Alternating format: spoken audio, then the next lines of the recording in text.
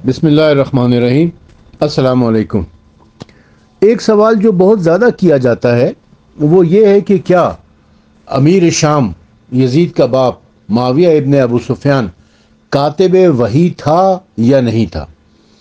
اور ایک جو ہمارے یہ وہابی لابی جو ہے، وہابی ٹولہ جو ہے، بنو امیہ کے نمک خوار، جن میں ناصبی اور خارجی، دیوبندی، سلفی، قادیانی، پرویزی، یہ سارے شامل ہیں۔ یہ لوگ اس بات کا بہت پروپیگنڈا کرتے ہیں، اور کہ جی وہ امیر شام جو تھا وہ کاتب وحی تھا۔ اس کے کاتب وحی ہونے کی کیا حقیقت ہے، یہ میں ابھی آپ کی خدمت میں پیش کرتا ہوں۔ پھر ہم یہ دیکھتے ہیں کہ کاتب وحی ہونا تو دور کی بات، کیا وہ کاتب بھی تھا یا نہیں تھا۔ اس حوالے سے عرض یہ ہے کہ قاری ظہور احمد فیضی نے امام نسائی کی کتاب السنن الکبریٰ کا جو چیپٹر ہے خصائص علی، اس کی شرح لکھی ہے۔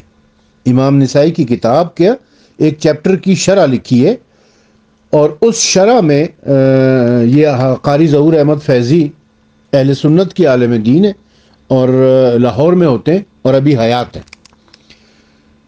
انہوں نے اپنی اس کتاب کے مقدمے کے جو ان کا پہلا مقدمہ ہے، اس مقدمے کے صفحہ نمبر 4 کے اوپر لکھا ہے، لکھتے ہیں کہ کتاب ھذا کے صفحہ نمبر 911 پر صحیح مسلم کے حوالے سے ایک حدیث موجود ہے۔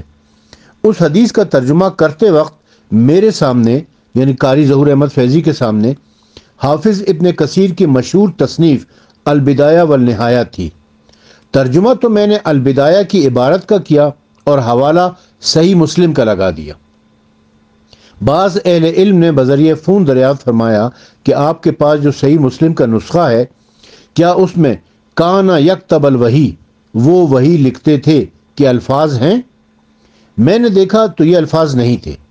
پھر میں نے الجمع بین الصحیحین میں دیکھا تو اس میں بھی یہ الفاظ نہیں تھے۔ حافظ ابن کثیر نے یہ حدیث امام احمد، امام مسلم اور امام حاکم کے حوالے سے نقل کی ہے، اور ان تینوں کتابوں یعنی مسند احمد ابن حنبل، صحیح مسلم اور مستدرک علی الصحیحین میں بھی کان یکتب الوحی کے الفاظ نہیں ہیں۔ کان یکتب الوحی یعنی وہ وحی لکھتے تھے کہ الفاظ نہیں ہیں، بلکہ البدایہ والنہایہ کے محقق دکتور بشار عواد معروف نے کہا ہے کہ المستدرک میں تو انہیں یہ حدیث ملی ہی نہیں ہے۔ خدا جانے کہ حافظ ابن کثیر کو متن حدیث میں اپنی طرف سے کان یکتب الوحی کے الفاظ داخل کرنے کی ضرورت کیوں پیش آئی۔ بہرکیف بعض کتب حدیث میں کان کاتبہ، وہ حضور کے کاتب تھے صلی اللہ علیہ وآلہ وسلم کے الفاظ موجود ہیں، مگر الوحی کا لفظ موجود نہیں ہے۔ شاید اسی لیے اہل تحقیق نے معاویہ کو حضور کے خطوط کا منشی تو تسلیم کیا ہے، مگر کاتب وحی نہیں مانا ہے۔ چنانچہ شیخ عبدالحق محدث دہلوی لکھتے ہیں، جو کچھ معاویہ کے بارے میں ثابت ہے وہ رسول اللہ صلی اللہ علیہ وسلم کے امور کی کتابت ہے، اور وحی کی کتابت پائے ثبوت کو نہیں پہنچی، جیسا کہ جامع الاصول وغیرہ میں مذکور ہے۔ ملا علی قاری متقی نے بھی اسی طرح لکھا ہے۔ دیوبندی عالم ڈاکٹر سید رضوان علی ندوی لکھتے ہیں، اس موقع پر حضرت معاویہ کے کاتب وحی ہونے کے مشہور دعوے کے سلسلے میں ایک اہم بات کہنا چاہتا ہوں۔ حافظ ابن حجر عسقلانی نے صحابہ کرام کے بارے میں اپنی مشہور و مستند کتاب الاصابہ فی تمیز صحابہ میں امیر معاویہ کے سوانح حیات میں لکھا ہے کہ زید بن ثابت وحی لکھتے تھے، اور معاویہ حضور صلی اللہ علیہ وسلم اور عربوں کے مابین امور کی کتابت کرتے تھے، یعنی حضرت صلی اللہ علیہ وسلم کے خطوط اور معاہدات لکھتے تھے، اور یہی بات ان سے قبل امام ذہبی نے معاویہ کے کافی طویل سوانح کے خاکے میں لکھی ہے، اور اس کتاب کی بھی حقیقت انہوں نے اسی طرح بیان کی ہے۔ چند دفعہ ہی حضور صلی اللہ علیہ وسلم کے لیے انہوں نے کتابت کی۔ اس سلسلے میں ایک اہم شہادت امام ذہبی اور حافظ ابن حجر سے بہت پہلے اولین عباسی عہد کے ایک مشہور کاتب یعنی سرکاری دفاتر کے سیکرٹری ابن عبدوس الجیشیاری کی کتاب الوزراء والکتاب میں ہے۔ اس نادر اور اہم کتاب میں جیشیاری نے حضور صلی اللہ علیہ وسلم کے عہد مبارک کے کاتبوں کا ذکر سب سے پہلے کیا ہے اور ان کے اختصاصات بھی تحریر کیے ہیں۔ گویا یہ رسول اللہ صلی اللہ علیہ وسلم کے مستقل منشیوں یا آفس اسٹاف کا ذکر ہے۔ اس میں کاتبان وحی میں حضرت علی علیہ السلام، حضرت عثمان، حضرت ابی بن کعب اور حضرت زید بن ثابت کا ذکر ہے۔ ساتھ ہی یہ بھی کہا گیا ہے کہ زید بن ثابت کتابت وحی کے ساتھ بادشاہوں اور حکمرانوں کو بھی حضور کی طرف سے خطوط لکھتے تھے، جبکہ خالد بن سعید بن العاص اور معاویہ حضور صلی اللہ علیہ وسلم کی ضروریات یعنی حوائج لکھا کرتے تھے۔ پھر ایک بدیہی بات یہ ہے کہ قرآن کریم بعثت نبی سے لے کر حضور کی وفات یا حجۃ الوداع تک لکھا جاتا رہا ہے، یعنی 23 سال تک۔ اب ان لوگوں سے جو امیر معاویہ کی کتابت وحی کا زور شور سے اعلان کرتے ہیں، حالانکہ روایتاً یہ غیر ثابت ہے، پوچھا جا سکتا ہے کہ وہ تو موثوق روایات بلکہ بخاری میں حضرت سعد بن ابی وقاص کی روایت کے مطابق فتح مکہ یعنی سن 8 ہجری میں ابتدائے نزول وحی کے 21 سال بعد اسلام لائے، تو پھر اس سارے زمانے یعنی 21 سال تک کون کتابت کرتا رہا؟ یہ بات قرین قیاس نہیں معلوم ہوتی، اور نہ ہی روایتاً ثابت ہے کہ حضور صلی اللہ علیہ وآلہ وسلم نے امیر معاویہ کے اسلام لانے کے بعد دفعتاً انہیں دوسرے صحابہ کرام کو جو عرصہ دراز سے کتابت وحی کر رہے تھے ہٹا کر امیر معاویہ کو اس اہم کام پر لگا دیا ہو۔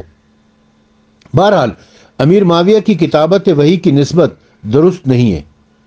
قدماء مصنفین کی یہی بات درست ہے کہ مہاجرین میں سے یہ کام حضرت علی علیہ السلام و حضرت عثمان اور انصار میں سے ابی بن کعب اور زید بن ثابت کرتے تھے۔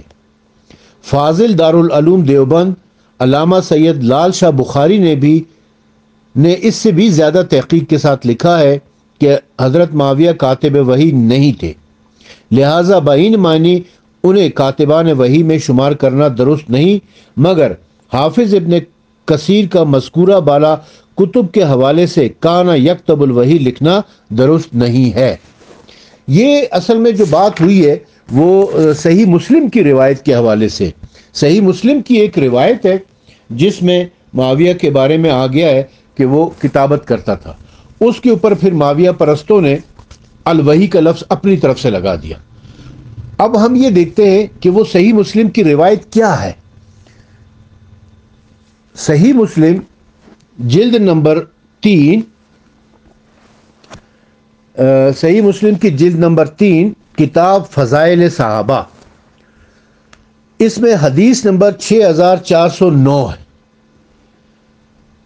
حضرت ابن عباس سے روایت ہے کہ مسلمان نہ ہو ابو سفیان کی طرف دیکھتے تھے اور نہ ہی اس کے پاس بیٹھتے تھے، یعنی جب ابو سفیان نے اسلام قبول کر لیا ظاہراً، لوگ بھی تو اس وقت کے جانتے تھے نا کہ اس نے تو خوف سے ڈر کے مارے اسلام قبول کیا ہے، دل سے تو اسلام قبول نہیں کیا ہے۔